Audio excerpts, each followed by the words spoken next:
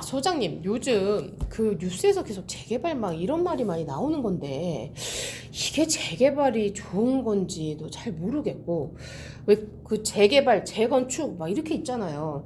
이거 똑같은 거 아니었나요? 이게 뭐 차이점이 있나요?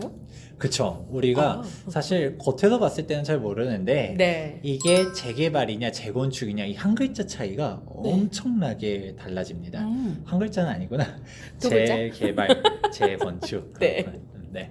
이 재개발이냐 재건축이냐 이 글자 차이 때문에 네. 엄청나게 많은 것들이 달라집니다. 아, 그러면 요즘 되게 핫한 재개발 그리고 재건축도 네. 사실 뉴스에서 엄청 많이 나오잖아요. 계속 나오는 거 하더라고요. 근데 이 차이부터 구분하고 들어가야겠죠? 네, 가르쳐 주세요. 그러면 재개발과 재건축 어떤 차이가 있는지부터 얘기해 보도록 하겠습니다. 네. 자, 우선 도시 및 주거환경정비법, 일명 도정법에 어떤 식으로 나와 있냐면 일단은 여기가 주변 환경이 열악하냐, 열악하지 않으냐가 포인트예요. 네. 건물은 똑같이 둘 다 노후했는데 네.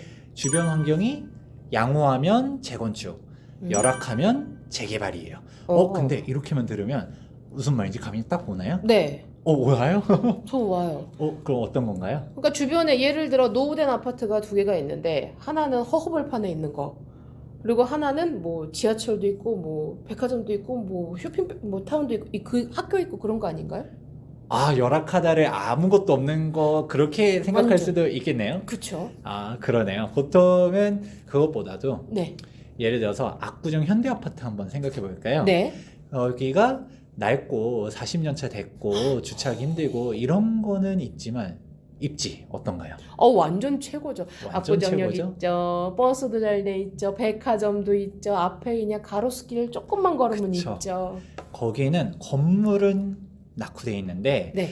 기반 시설 양호한가요? 불량한가요?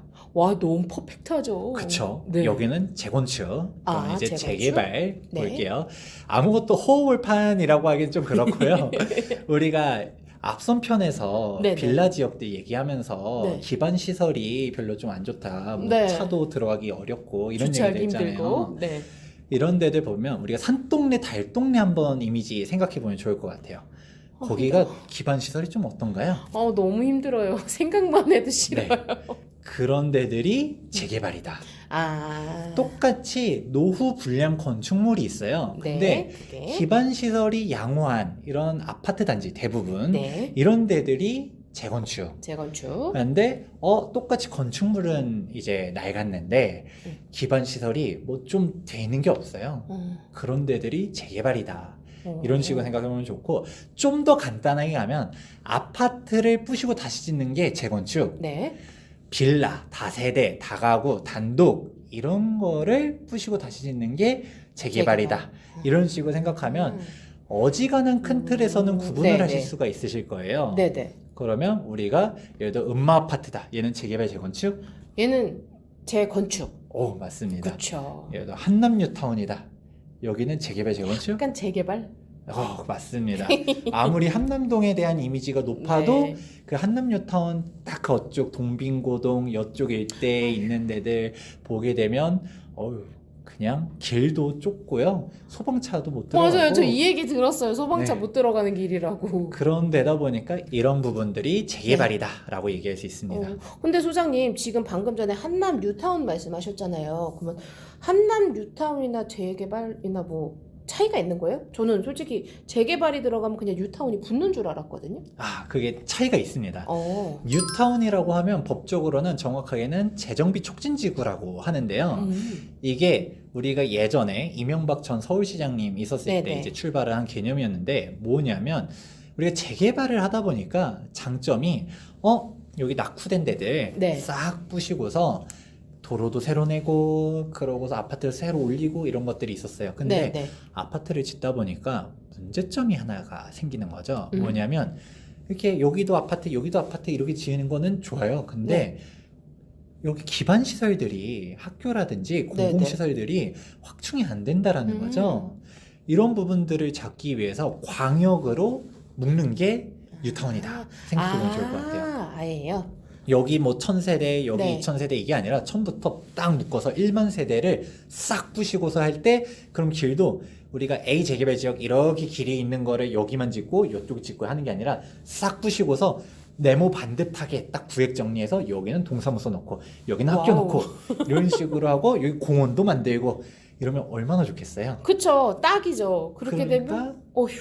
네. 사실상 말 그대로 미니 신도시, 새로운 도시를 만든다 해서 음. 뉴타운이라고들 얘기하죠.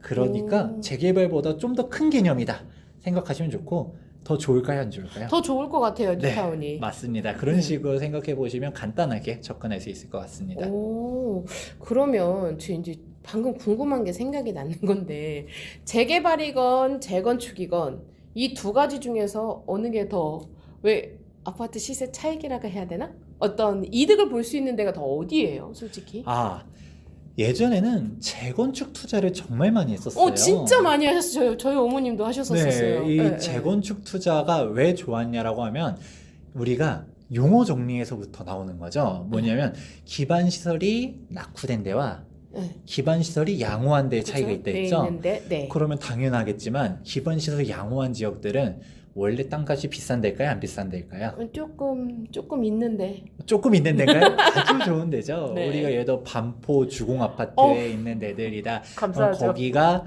그냥 아파트만 낡은 거지 새 아파트 들어서면 가격이 얼마나 치고 올라갈 건지가 눈에 보이죠. 압구정도 지금이 그 압구정이지만 얘가 완공되면 얼마나 몇십억을 할지가 그쵸, 눈에 얼마나 보이죠. 멋있게 또 지어놨어. 그렇죠. 이미 그 입지가 평가가 다 돼 있는 데들이에요. 그쵸, 기본 기반 시설도 베이스가. 잘 네. 갖춰져 있고 그러다 보니까 사람들이 재건축 투자를 많이들 했는데 재개발로 넘어가게 되는 이유들이 네. 몇 가지가 나오게 됩니다. 아, 그게 뭔데요? 일단 규제가 적용되게 되는 것이죠. 아, 재건축 초과이익 환수제다라고 들어봤나요? 그거 저 안 그래도 여쭤보려고 그랬어요. 너무 네. 궁금했어요, 그게. 재건축 초과이익 환수제 이거를 길게 설명하려고 하면 진짜 1시간도 넘게 설명할 수 있는데 네. 그냥 한마디로 얘기하면 재건축하지 마라라고 만든 법률이에요. 그 뭐예요? 재건축하면 그냥 페널티들은 그냥 막 갖다 집어넣어가지고 에? 그냥 막 그냥 세금으로 딱 떼져버리는 거거든요. 그렇다 보니까 물론 세금이라고 하면 우리가 대표적으로 이중과세 얘기가 나오긴 해요. 네. 대표적인 재건축 위원 얘기 나오는 거가 양도소득세는 양도소득세대로 내는데 내고. 재건축 분담금을 또 낸다. 이거 이중과세 아니야 라고 하니까 이제 위헌이야 라고 하지만 말을 살짝 틀죠. 이거는 세금이 아니라 분담금이야. 이런 에? 식으로 해서 뭐 그게 아다르고 어다른 것 같지만 법률적으로 좀 다르다라고 주장하면서 그렇게 뜯어내는 게 첫 번째가 있고요. 네. 그렇게 되니까 예를 들어 우리가 양도차익이 뭐 한 10억이 났어요. 그런데 여기 10억 양도차익이 나면 거기서 세금을 또 몇 억을 내야 되는데 그와 별개로 몇 억을 분담금을 또 걷는다라고 하면 내가 차 떼고 포 떼고 남는 게 뭐가 있지? 그 오랜 기간 동안 또 공사했는데 이런 게 그러니까요. 있고 또 재건축에 대한 대표적인 규제가 뭐냐면 조합원 지위 양도 금지가 있는데 네. 조합 설립 인가가 나면 소유권 이전 등기 시까지 정매가 안 돼요.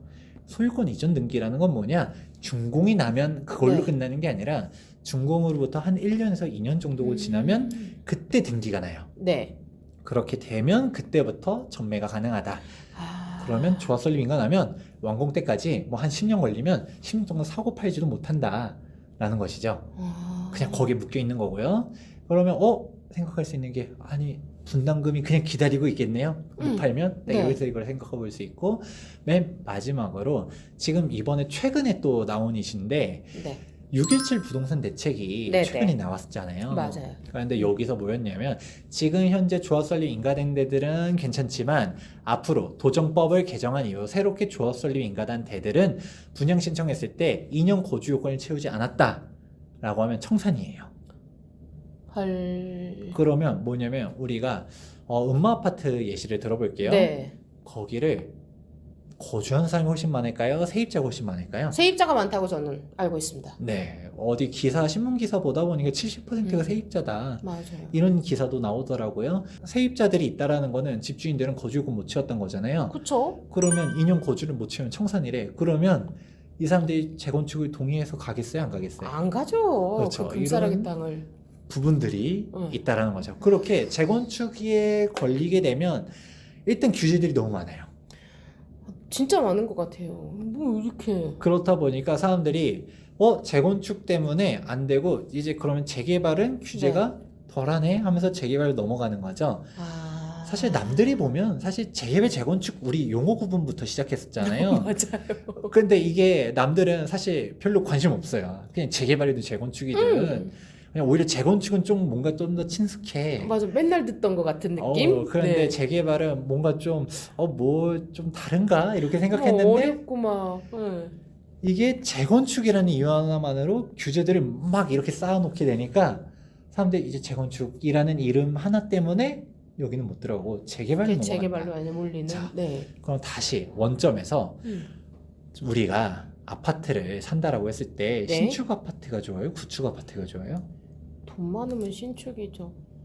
그쵸. 항상. 네. 신축 아파트를 선호하죠. 그런데 신축 아파트를 가려고 했을 때 신축 아파트가 많을까요? 구축 아파트가 많을까요? 아직까지는 구축이 많지 않을까요? 그쵸. 구축이 네. 훨씬 많다 보니까 신축 아파트에 대한 선호도가 높아요. 맞아요. 그런데 우리가 빈택지가 없잖아요, 서울에. 없죠. 빡빡하죠, 다들. 우리가 경기도에 예를 들어 뭐 상기 신도시다 이런 네. 식으로 빈 땅에 쫙 아파트를 올리면 이거는 공급이 되는데 서울에 그렇게 넓은 빈터가 있나요? 없다고 알고 있거든요. 그렇죠. 아예. 네. 그러면 빈 땅에 올릴 수가 없다 보니까 그러면 신축 아파트 들어서려면 재개발 아니면 재건축밖에 그쵸. 없어요. 있던 거를. 그런데 재건축은 규제를 이렇게 강력하게 하고 재개발은 남아 있고 네. 그러니까 재개발이 올라갈 수밖에 없다.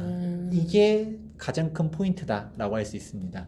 다들 세금 때문에 어쩔 수 없이 재개발을 선택할 수밖에 없을 것 같아요.